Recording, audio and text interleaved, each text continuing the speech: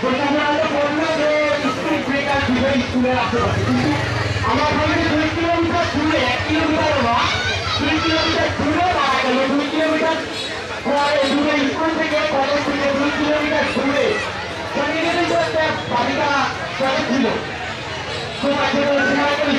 ছিল না। আমার ভাই যে এখানে করে মানে হত্যা করা হইলে আমার ভাইকে ভাইয়ের এখন ভাইকে আবার ফিরে আসবে, আমাদের সাথে আবার দেখা হবে। সেজন্য আমাদের কিছু দাবি, আমাদের একটা দাবি আমরা নিজে আকারে আসছি। আমার দাবিটা আমি এখন পেশ করবো আপনাদের সঙ্গে।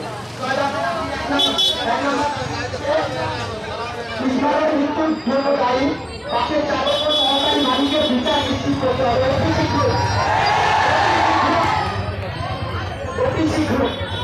তারপর নিয়োজিকা এইভাবে তারই পরিবারকে আর্থিক প্রতিমূল্য দিতে হবে, কেননা তার বাবা হচ্ছে একজন প্রবাসী। আমি কথাটা প্রবাসে গিয়ে দেখতেছিল পরিবর্তন পাগলের মতো সে যাওয়া দরকার না। পরিবারই হচ্ছে পাথর প্রদায়